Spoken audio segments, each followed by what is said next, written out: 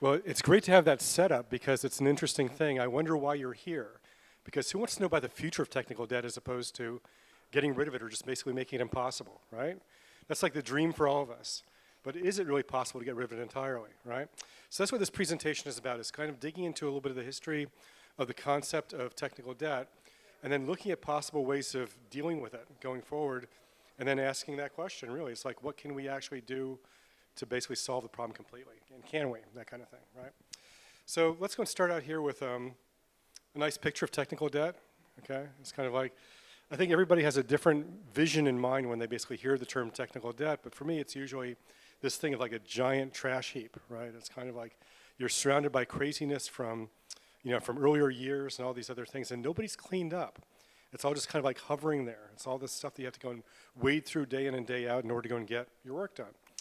And I know that like in the early days of technical debt, when I first became really conscious of the term, so much of it was really about like the state of the code, right? But it's so much more now, right? It's kind of like the state of the configuration of the system, the tooling that we have, the APIs that we're going and connecting to, all the different tools we have that don't quite work together well. And then like the linkages you have between your team and other teams just to get something done. There's like this bureaucracy quite often that's kind of like tied into the day-to-day work of development. And in a way, it really is technical, right? And it's kind of like it involves just, lots and lots of effort to go and basically just sort of hunt through the slog and get things done. So it doesn't really sort of paint a very pleasant, view, right? All these kind of things. But I think it's interesting to sort of like go back and see where the term originated from and see how we can actually look at it and maybe sort of find some paths forward. So I think the main thing I want to go and sort of like start with though here is that essentially we don't think about things this way, but generally all of the growth that we have in systems tends to be kind of oriented. And what do I mean by oriented? Well, essentially it's kind of like there's this asymmetry in the sense that when you add to a system, you're hardly ever tearing it down to zero in the beginning, right? You don't start from like a fresh empty slate every single day that you work. Basically what you're doing is you're kind of like accumulating growth, day in and day out, and it's kind of like a tree. You basically have the trunk of a tree, and then you have like some branches that come off the trunk, and you have leaves coming off the branches and stuff like this. But it's like once you've grown in a certain direction, you don't get to start over again, right? We build on top of the stuff that was there previously.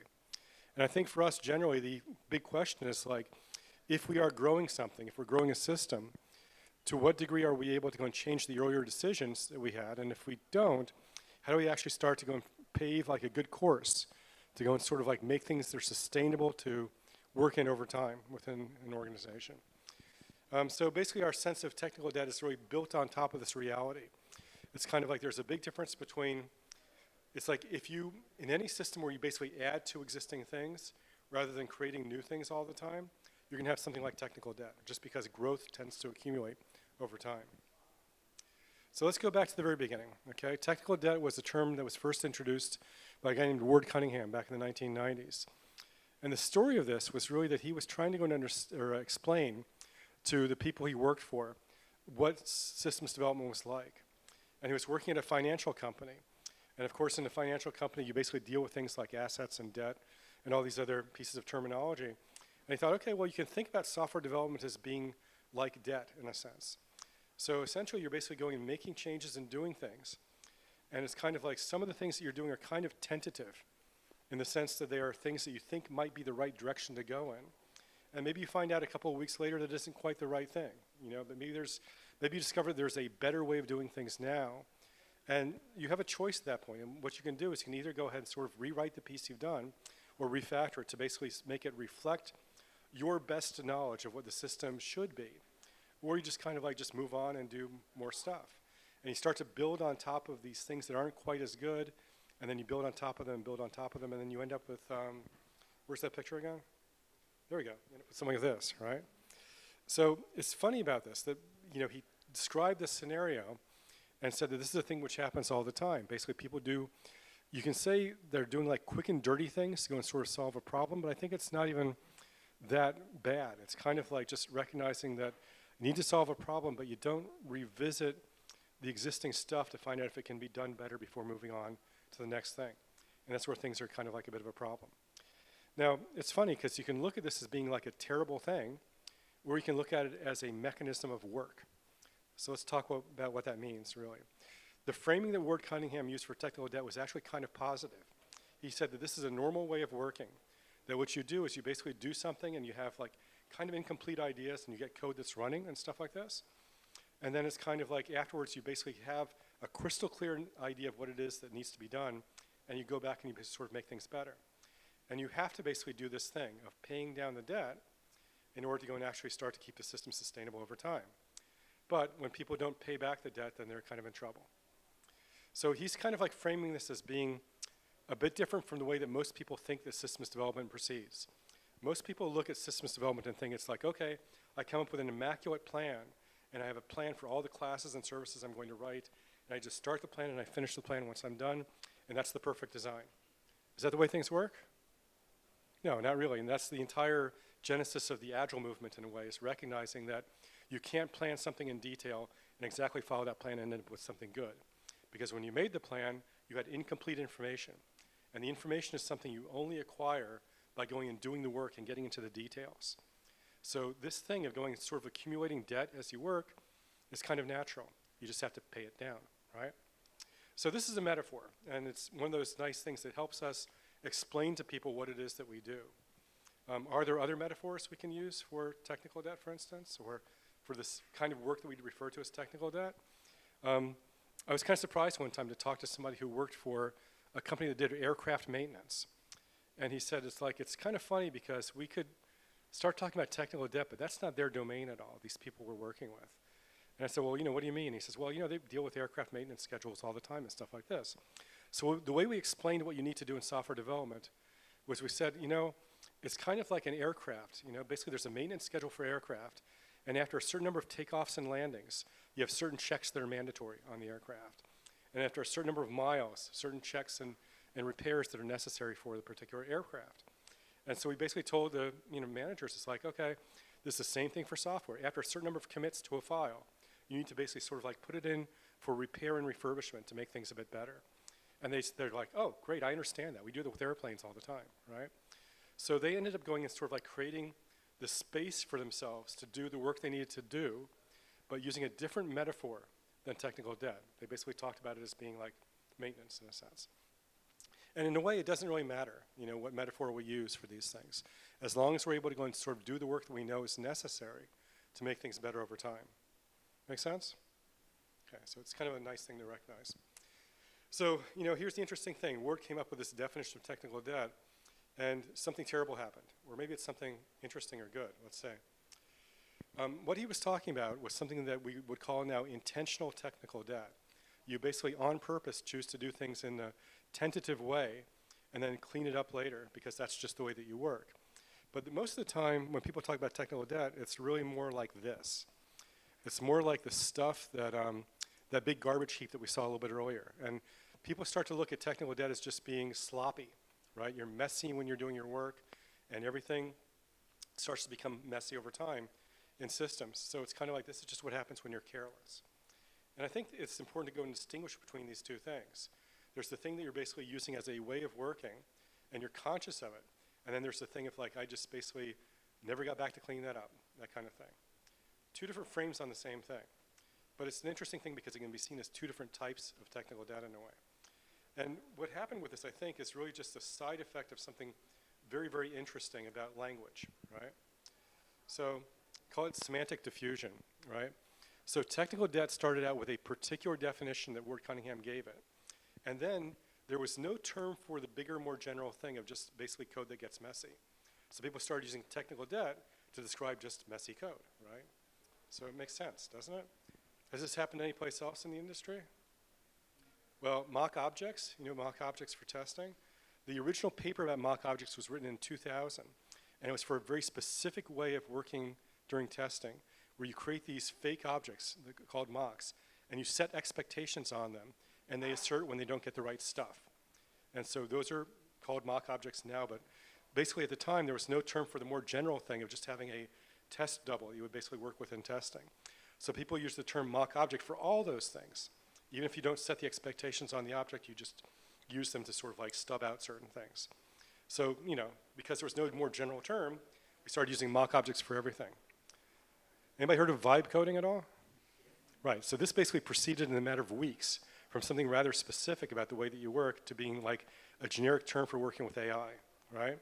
And why? Because there was no more generic term for the thing that was being described. So they just started said, hey, vibe coding, that's very close to whatever the hell it is I'm doing. I'll just call it vibe coding and everything's good, right? So our terminology starts to go and sort of drift over time, and it's confusing for us quite often. But I think it's kind of cool for us to go and sort of look through the terminology and sort of figure out where it serves us and where it doesn't. So, I mean, for me right now, I think there's many different ways of looking at technical debt, but one thing I tend to think of it in terms of is design lag. It's kind of like you have the current design, and it's maybe if it's sort of like fallen out of sync with your expectation, or you imagine that it could be better based upon what you know now about the system, then you just need to catch up. You need to basically bring your design up to your current understanding of the system. And that's a good way of looking at things. But there's a bit of a danger to this too. Has anybody ever seen software that goes and computes the amount of technical debt for your project? You ever see that at all? I've seen tools that go and say, well, this is 3,732 euros worth of technical debt. And that's your counter. You got to sort of figure out, here's your counter. What do you do to go and address this? Does that make sense? It's kind of funny because I think this is overextending the metaphor. Debt is usually a financial term, and if you start to think about it in terms of money, that's kind of nice and everything, but it's like, what does that even mean? What's the rate that you're paying programmers? How many days is it going to be to go and solve this problem? How do you know in advance? Because it's really an estimation problem. So just going and talking about the amount of debt by going and looking at the distance between the current state of the system and your ideal state and saying that's all the work we need to do, I don't think that really does us very much good. It kind of sort of just, it's kind of insufficient for what the problem really is. So, we can look at it as being the general difference between where you are and where you want to be. But I came up with a definition of technical debt years ago that I thought is kind of useful because it tries to center in on the things which make technical debt problematic for us. And this is the way I kind of describe it. Technical debt is the refactoring effort needed to add a feature non-invasively. Now, isn't that really a very, you're probably reading this and going and saying, what the hell?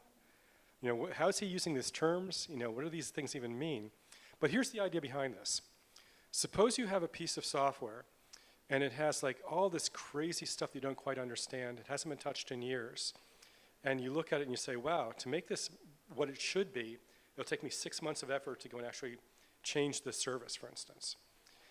So 6 months worth of effort, you'd add that to your amount of technical debt that you're carrying within the system. Is that really true? Well, here's the thing. You don't have to care about that technical debt until the day you actually have to go and understand that piece or actually modify it to do things, right? There's a lot of code that you may never look at in your career, and nobody in your organization may ever look themselves at that code, and it's like, we can call it debt, but it doesn't matter to anybody. It only matters when you need to understand things or when you need to change things. So the basis of this definition is to go and say, we really only care about debt when it is we need to make changes. And for us, maybe the difference between the difference between sort of making it very easy to add a feature and basically not being able to add the feature very much at all is the thing that we're kind of concerned with. Probably helps for me to go and give you a little concrete example. Okay, here's a teeny little piece of code, ancient Java code. And we have an event handler on this class called calendar, right, or scheduler, okay? And what happens is we receive an event and we mark the event as added, and then we basically send mail containing the event string. And then afterwards we basically go ahead and sort of display the event and give it to that. And this seems like relatively easy code, straightforward. It's hard to complain very much about this at all. But the interesting thing is what if you basically go ahead and sort of have a new thing you need to do, you need to go and actually log the event also. And maybe there's even more to it. Maybe you need to go and take the event and pass it on to something else that does computations based upon that event, for instance.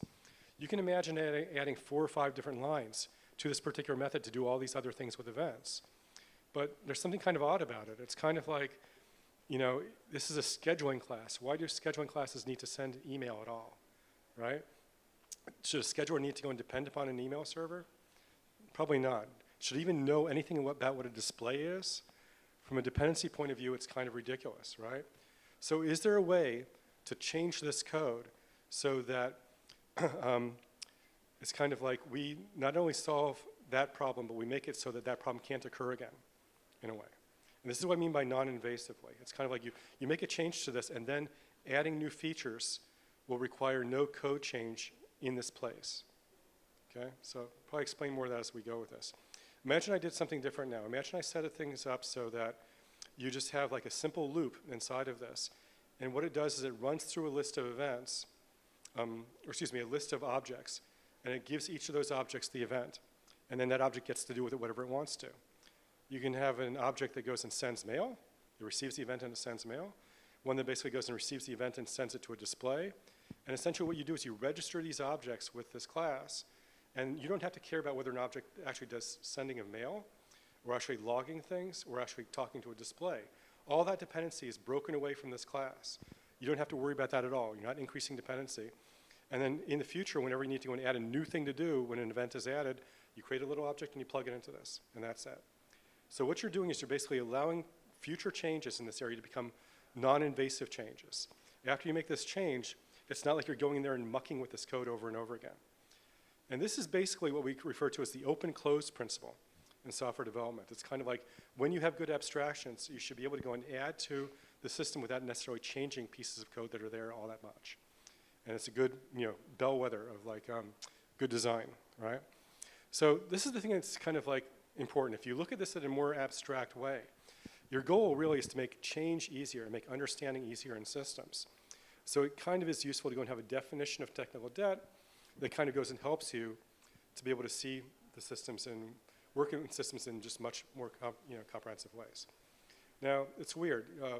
Who am I to come up with a definition of technical debt, right? It's kind of like, anybody can come up with a definition. What I think is useful for us is to often think about how definitions that we have we can kind of grade them based upon the utility, like what do they actually do for us, right? And I think that's an important thing with this sort of stuff going forward. So we know what the problem is. Can we point people in a direction where the problem goes and gets solved slowly over time, right? So yeah, I think reframing technical debt is a powerful thing because then we can start to concentrate on the things which really matter in dealing with it. So let's talk about prevention now, okay? So how do we prevent technical debt going forward? And there's a couple of things I'm going to talk about here, 3 different things. And 2 of them are like framings and the other is a technology. So there's a thing that I've been doing with teams for a while. I call them quality views, and I think it's a very valuable thing. The thing about technical debt is quite often it's hidden from people. It's particularly hidden from the business and the managers and stuff like this. And so it's kind of weird. Quite often the conversation you have with people is like, oh, this is an area of technical debt. I need to go and actually have extra time to fix things. And then your manager's saying, well, gee, why haven't you been doing that all the way along? Why did you let it get so bad and everything? But there's a way of approaching this, which is kind of like creating a little system diagram and using colors to indicate the state of each of the components in terms of like the amount of badness inside of it, right? And so looking at this, you can see that like, we've got like that data logger is bright red there, and we have a darker red like the legacy data logger too. Yellow tends to be okay. Orange is kind of like not quite so bad as red and stuff like this. And what you do is that when you're basically going and selecting features, you basically talk to the managers and say, okay, they say, well, we need this feature. And you say, okay, well, that's good. That's going to basically touch these 3 components here. And you can see that some of them are darker red than others are, so that's why it's going to basically take a bit of time to go and deal with these things. And it's nice because the thing is you can actually start to go make some good decisions in an organization without ever using the term technical debt at all, just because you've actually made it really visible for people, right? So there's some organizations that are doing this kind of thing just to go and have communication and basically sort of make sure that technical debt doesn't sneak up on anybody. It becomes one of the factors that you're basically going and assessing when you're planning going forward within a project. So that's a neat thing to do, and it really comes down to sort of taking the structure of the system and making it really obvious, to people, right? Another way of going and looking at things that I think is kind of powerful too is to sort of like frame the things that we're doing in terms of knowledge within a system. And what do I mean by this? Well, here's the thing that's kind of like a pseudo graph to go and describe this sort of thing. There might be some particular area of your code which is kind of like nobody touches it very often, and then there's a feature add which requires you to change it.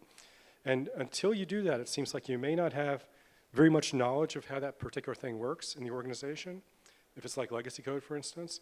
But when you go in there and you start working on it, the amount of knowledge that you have within the organization about how to work with it is going to a high, because you're working on it. You worked on it for the past week or so, and you understand intimately how this particular thing works now, right? But what happens afterwards? You get that feature in, and suddenly it's working, and you don't have to go back for a period of time, and the knowledge dissipates because people start to forget a little bit. You know, there's other ways that this stuff can happen. Essentially, people can leave the organization, and it's like then the knowledge they had is gone, right? Unless they've shared it with other people. And it's like an interesting way of looking at things. I think if you look at any part of the systems that you're working on and you ask yourself, if we had to change this today, how much work would it be? You know, the thing you would kind of come back to is like, how much do people know about it? And if they don't know very much about it, then, you know, it's a problem. And you need to go in there and sort of like reconstitute the knowledge of how that particular thing works. So it's a nice visualization to kind of help you think about your organization. One thing I've seen some organizations do is sort of like select various refactorings that are like in the backlog periodically just to make sure that different people are understanding parts of the system they may not have, you know, much knowledge of. They go in there and they make those little changes.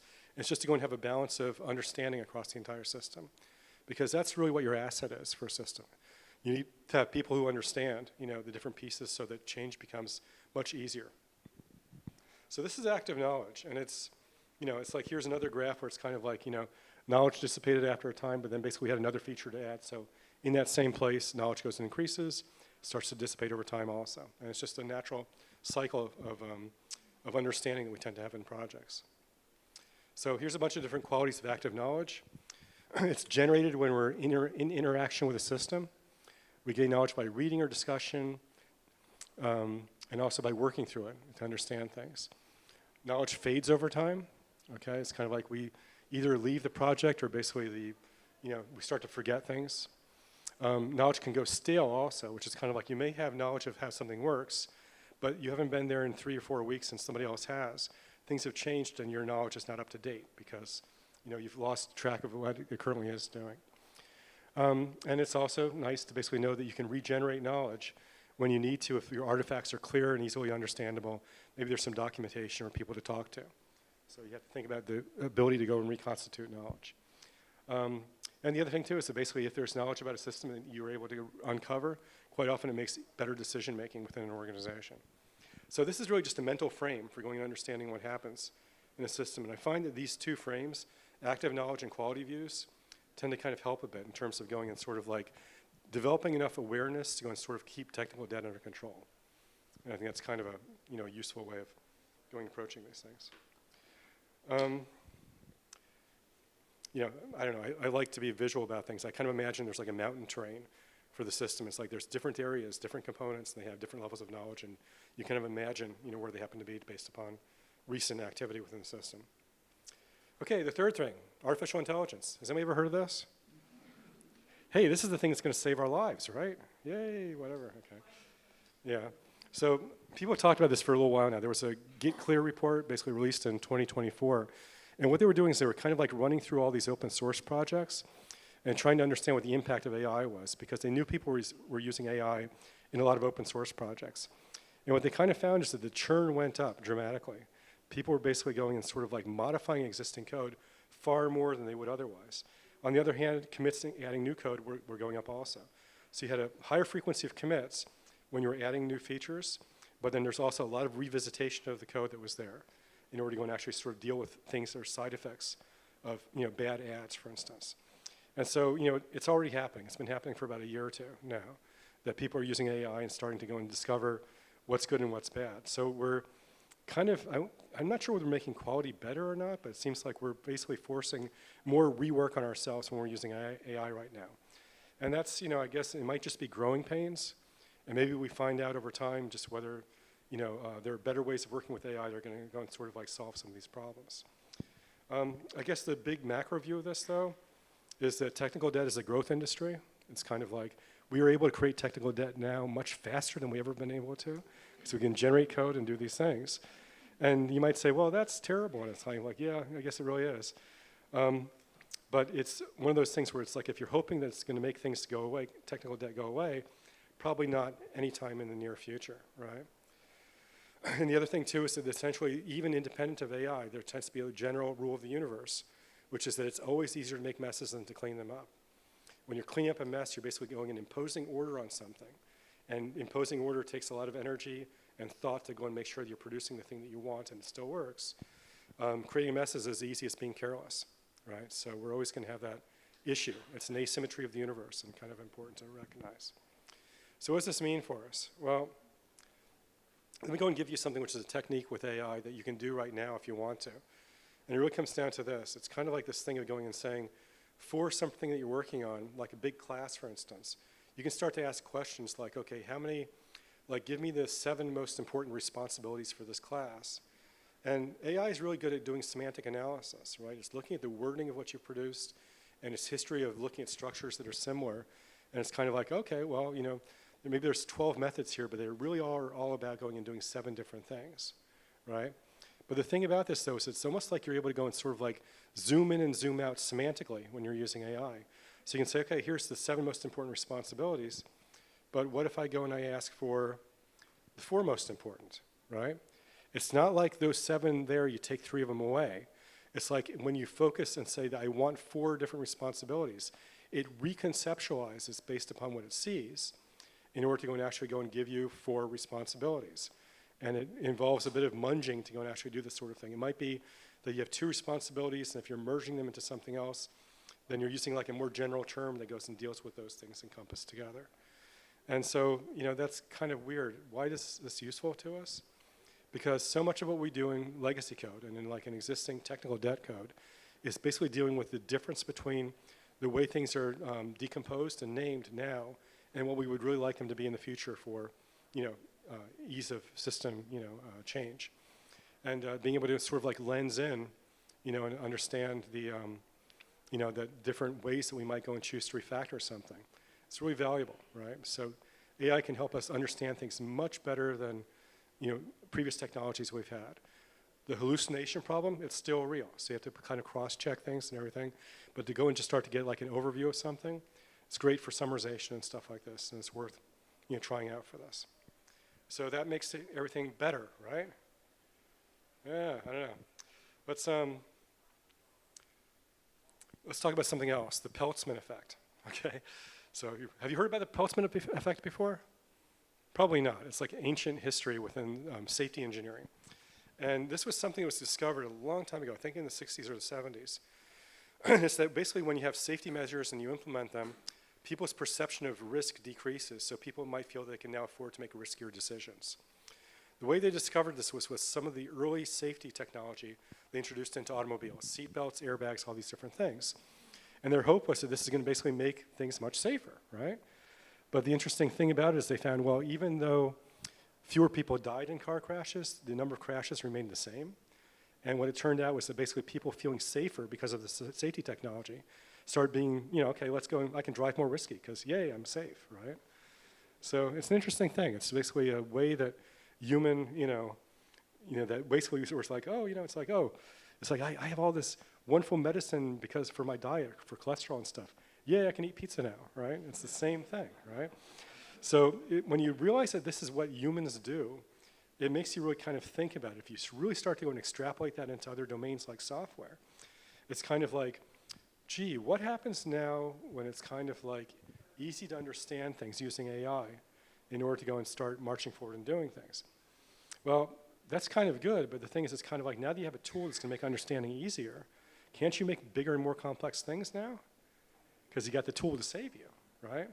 And I think this is a bit of the danger that we're going to have going forward with artificial intelligence technology, is that, you know, it's kind of like there's this thing that we can basically use tools to go and understand things we couldn't understand easily before. So we can now generate and create things which are much more complex than we would in the past and still survive in a way. And this has actually already happened. One of my favorite stories from early in like the Agile movement was I went to like a review of a system in Chicago, like 2000 or so, and this team was going and digging in and actually writing unit tests for everything from the very beginning of the project.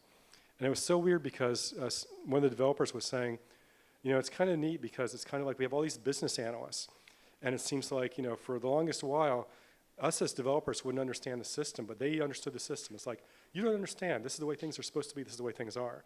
And of course, developers are going in and doing the micro work to go and sort of add the next feature. Once they started getting tests in place, the business analysts started freaking out. They said, we don't understand the system at all. And the developer's like, well, we do, because they were able to use the test to fall back on and sort of like augment their understanding of things. And that's really kind of cool and powerful. But if you think about it, even though testing has been wonderful for us, what has it done?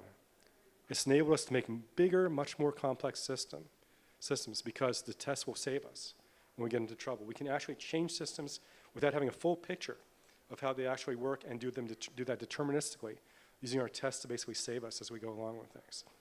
So I guess the thing with this to point out is it's kind of like, don't think that technical debt's going to ever disappear just because it's a human thing. And I think there's the thing about it, though, that you just have to kind of understand that we have to basically do the things to prevent and mitigate it, and usually there's going to involve some effort. And it's just going to be like a thing that we just sort of do over time, and you have to kind of recognize that that's the, it's like gravity. It ain't going to go away. You might develop an airplane and sort of not have to worry about it for a while, but gravity's still going to be there. And I think technical debt is a social thing which occurs when humans interact with systems. So yeah, there are always new ways to prevent and repair technical debt, but always new ways to create it also. When I was a kid, my dad had all these old comic books, and I used to flip through them. So every once in a while you find something where it's kind of like it sort of says something perfectly, and you wish you had a more current reference to go and point people to. But this is one of my favorite little comic panels of all time. We have met the enemy and he is us, right? And it's just like this little observation by a little possum that was in this comic book. And it's kind of like, I think this is kind of true in a sense. There's lots of things that we think we might try to be able to fix, and we can do stuff to deal with those things, but they aren't things that are imposed upon us, these problems. Basically, they're a side effect of the way that we work. So the key for us is to basically find better ways to work. And that's really kind of it. So anyway, that's the future of technical debt. I'm sorry it wasn't kind of like, yay, happy we're going to slay this dragon forever, right? But anyway, let's go and kind of open things up, and I guess if anybody has any questions or thoughts about this. Sounds good? Thank you. Sure. Thanks a lot, Michael.